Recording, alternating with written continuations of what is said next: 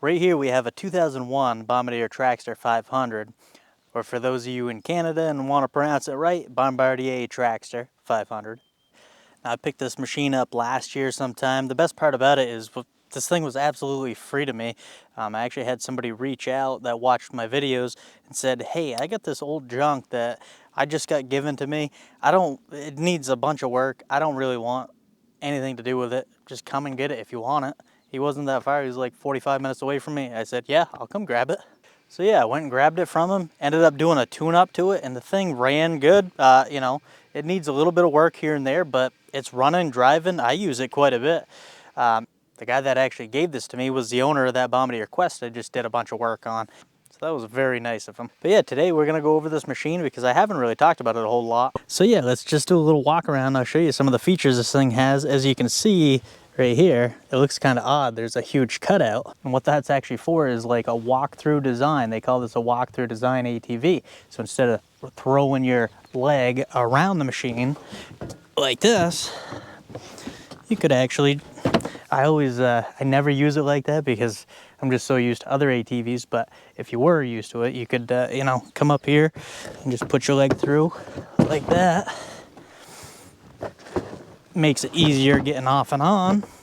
Now, I've always called these things Bombardiers, so I'm gonna keep calling it a Bombardier. But yeah, anyways, this was the first design that Bombardier came up with for their ATVs. They came out with this in 1999, the Traxter.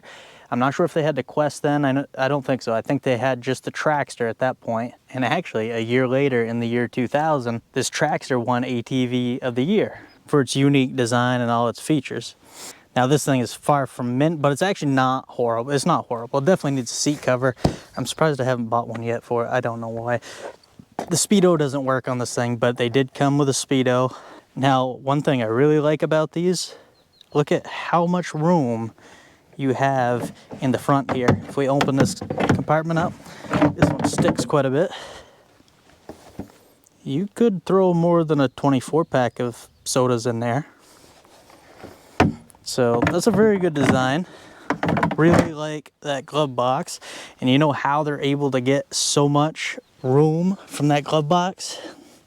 This thing's liquid cooled. Do you see a radiator up here? No, you don't. So if we look back here, these air vents here, those are not just for show. Those actually come back. And what they're doing is cooling down this radiator. So you got your fan right here, radiator in the back, which I think was a great idea because a lot of times up front, your radiator is very vulnerable to getting sticks and rocks and stuff thrown through it. Same thing with mud, it gets plastered up front more than it would the back. So it's a very good idea. While we're back here, look how beefy that rear diff is. That thing is huge compared to a lot of ATVs nowadays. And just the whole design of this ATV is just bulky, beefy. This whole swing arm is just rugged. You got tube design, you got square stock there. It's just a very rugged ATV. Comes with the bumpers, you get the steel racks, which are pretty heavy duty. The front, you do have a steel rack, however, you have this, so you're kind of limited on your use. If you keep stuff on here, you can't really have access to that, but I still love that front storage box. Maintenance on this thing is so easy, especially for the engine and stuff. Let me go ahead and lift off the seat. Look at this. Everything is exposed. Your engine's right here, your exhaust, everything is so easy to get to. This is actually much easier to get to than the Bombardier Quest I just worked on. Those were a little bit different, which the engine's completely different. For one, that's CVT transmission. This is a standard or semi-automatic because you don't have a manual clutch, you got an auto clutch. But even the top end of this engine is different because this is a push rod engine where that was an overhead cam. Look how easy it would be to change, you know, cylinder, piston, all that good stuff on this machine. All you got to do is tear it all apart right here. You don't have to, there's no frame to get around. There's nothing. It's so easy. To change your oil filter's right here. I don't like the fact that it's upside down because I like pre-filling my oil filter. So when you pre-fill it and you put it up there, you do get a little crap on there, but it is what it is. Easy to check the oil. It's located right here. Now, none of the Traxters had a CVT transmission. What they had is this one, for one, has a foot shift right here. I've had a few Traxters. This is the first one that had the foot shift, and I really like it. I like the electric shift. So on the Traxters, if you don't have the foot shift, you either have a rocker switch for a push button, or you have a rocker switch and the option for auto shift. And it does just what it sounds like. It actually shifts for you. You can hear it going through the gears. It's all hydraulically driven. The little hydraulic solenoids in there. And I haven't had the auto shift, but I've had a few of the ones that have the push button shift, and both of them had problems. Fairly easy to fix, the ones I did. It was mainly the solenoids I think was bad, but that kind of steered me away from those. But the foot shift here, there's not a lot that can go wrong with this because there's a lot less electronics. Yeah, so I really like that design. These got dual spark plugs for one cylinder, so that's kind of neat. Airbox is located right here. You have access to maybe if you want to clean out your radiator right there. It's just a little access panel. Now you might be thinking, because it's got that cutout there, the gas tank is in the back, because that's actually where a lot of the newer machines are getting put, in the rear of the ATV or in the center, and you fill in the back. This one, no, it's actually pushed way up. You fill right here, and then your fuel tank is, you know, way up. This thing is actually very, very front heavy. You might not think so because the engine's back here, but there's really, the engine's about center of the machine. Then you get the fuel tank here, especially if you got something filling up that huge space in that glove box. You know you got a front heavy machine, but that doesn't mean it can't wheelie.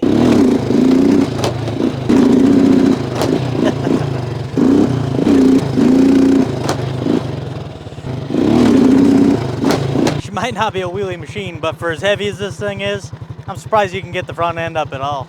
But anyways, that's enough talking about it. Let's go ahead and take it for a test drive. I know some of you guys have been asking for test drive videos, so here we go. Well, before we go too far, I haven't put any gas in this thing for quite a while, so let's fill her up. A little bit newer Can-Am sitting right there. That's a 2012. The owner still hasn't come pick it up yet. I don't know if he's a little low on cash right now or what. The machine's done. But anyways, we'll get this thing filled up and take her for a ride.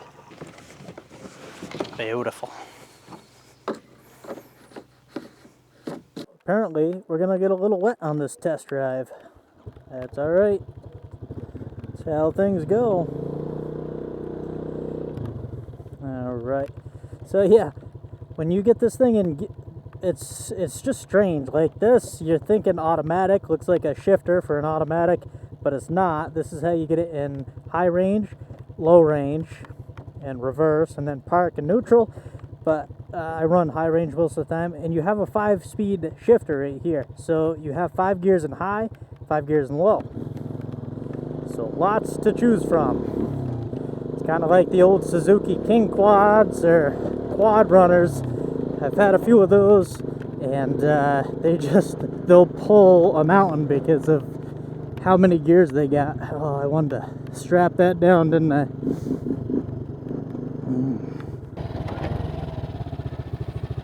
Yes, that's what we need. Should keep that in place.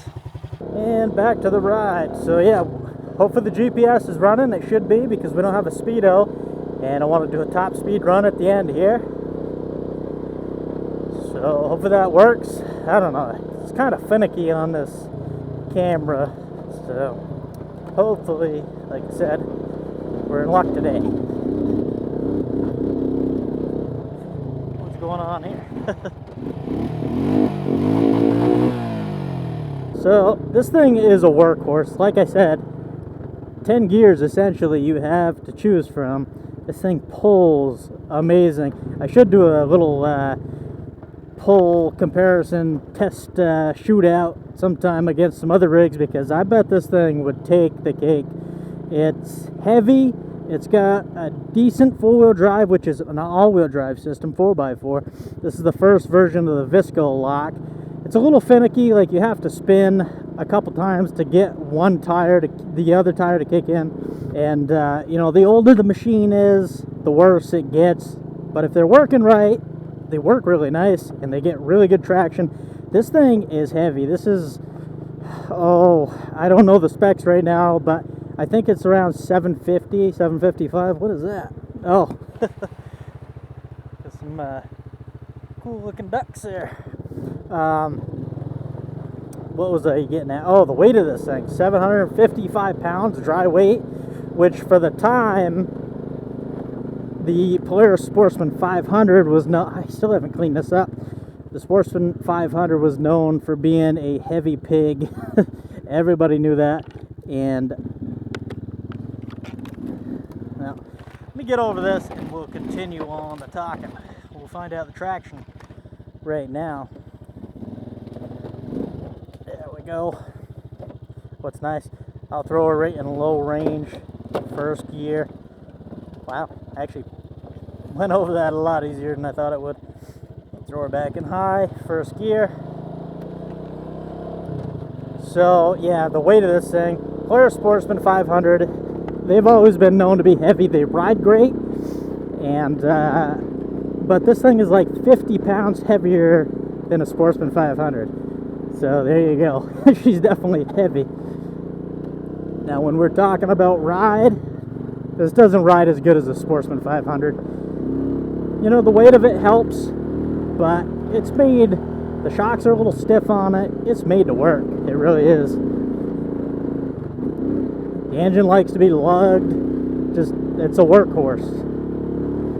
But it can be can be trail ridden, and that's what we're doing right now. Because I haven't been out on the trail for quite a while, so why not? See, I've definitely ridden worse stuff over this, so it's not horrible.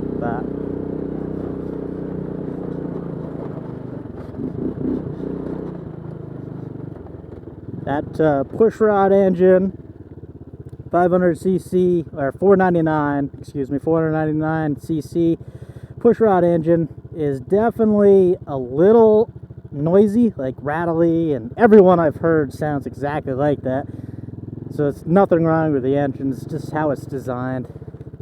So we got first gear right now, low range, and you can see we are crawling. We'll see the traction we get. Spinning over here. Are we spinning over here? Oh yeah. But it, like, I don't know. It doesn't grab as good as the Polaris's all-wheel drive system, in my experience anyways. Might as well show you the low range right now. We're in second, third. You can see they're very, very short gears. Fourth gear, you could run around the trail in fourth gear going slow, possibly even fifth. But they're just very, very short gears. So if you're gonna run them, you might as well run this thing in high range, just like that. That's another thing that can be very finicky on these. If you're idled up a little bit too much, if you're idled, you know, if the choke's not perfect, it's hard to get in gear. Even right now, you can feel it like jump, and you cannot adjust the idle low enough to make it not jump like that. But right now it'll go in good, but if I had this idle up just a hair more, it won't. Or say you got this choke on because it's cold, you kind of got to rock it back and forth, and never been a fan of that. Never been a fan of where you shift. Like, I can't put it in neutral with my foot. You have to go up here and put it in neutral. You know, maybe if you got used to it, I just haven't put enough miles on one of these to get used to that, where most other ATVs, you want to put it in neutral, you just keep dropping down gears until you're at the bottom. Or if you're on a sport machine, one up from the bottom or half click up. But so we got a little sputter. I just barely got this running a couple days ago, so I never went through the carb or anything. I just fired her up. She seemed to run pretty good, but I haven't took it very far, so we'll see how she actually goes. I've just been putting around the house with it and pulling some stuff like that trailer. Like I said, this thing just pulls amazing. It doesn't have the most ground clearance. We'll see that coming up here on the rock pile that I call it. But hopefully we can get through it. This has got 26-inch tires. These are Bear Claws, pretty bald. I almost think that's what these came with, but I could be wrong. All right. So you can see, very swampy, very rocky. Oh yeah, and there's bottom.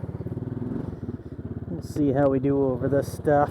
So slimy. I haven't been through here since snow, I believe.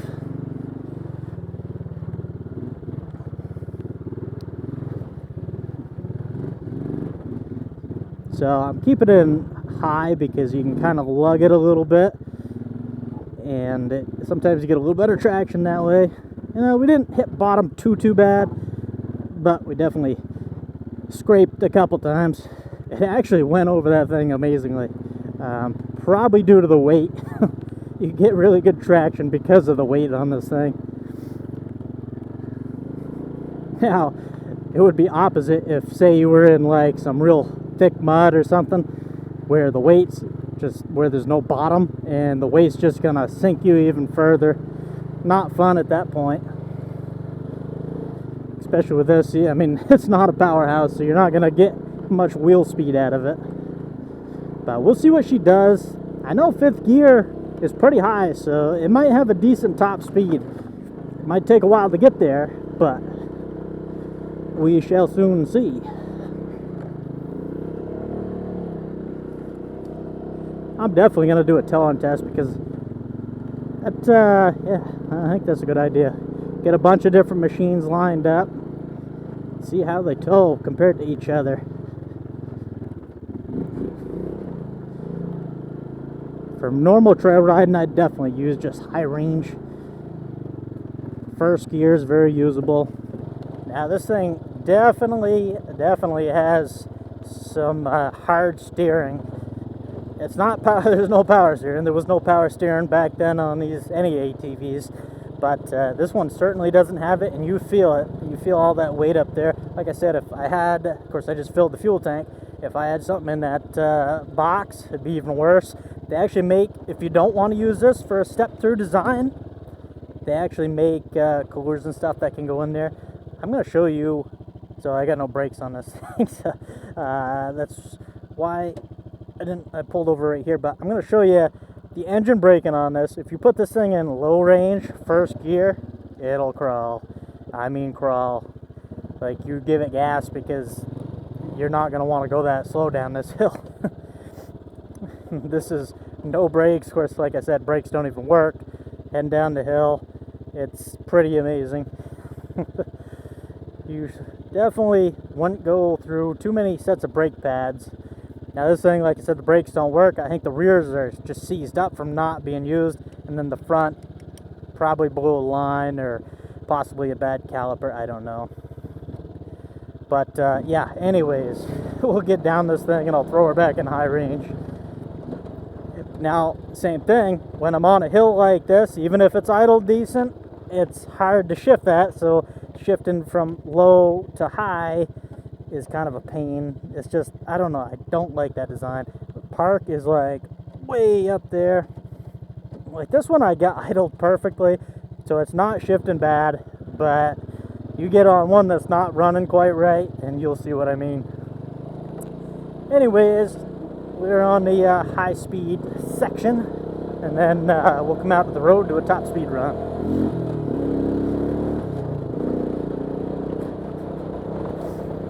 Not a oh, there's the rain. We found it again. That's unfortunate.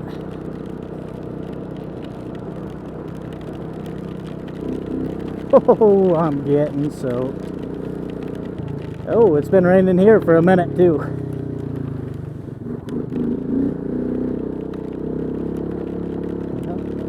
We'll see when we get back how the footage is. Should have put some I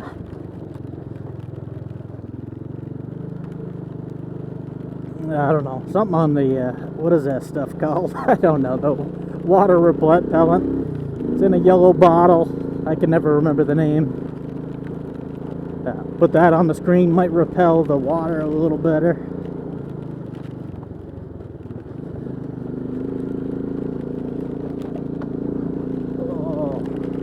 Sounds like I'm getting this guy's Yamaha Wolverine here pretty soon. He said he stopped by the other day and said, hey, you want some more work? I said, sure.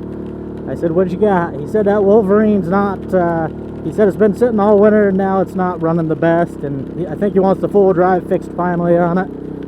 So, boy, it's a little soupy up through here. Man. I'm guessing you guys probably aren't going to see a ton, but if that GPS is working, you'll still see the top speed run. Don't expect nothing super great.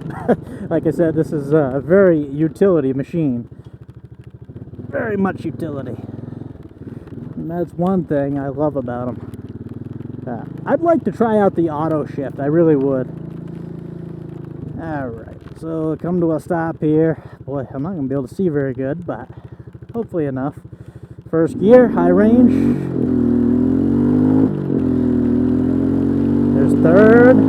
Ah, she's still got a little sputter. That's fourth. There's fifth. I believe, right? Yeah, fifth gear right there. Oh, that's coming down hard. Stings a little bit. I don't know. I would guess probably 45, maybe 48 if we're lucky. Let's see if we pick up a little more speed, get her up to 50. I don't know. Oh boy, that's stinging. That is stinging pretty bad. Oh yeah, well that's as far as we're gonna get. Holy smokes, boy, has it been coming down hard. And I mean hard. Oh yes sir. I am soaked. Anyways, hope you guys enjoyed the video. I'll catch you on the next one.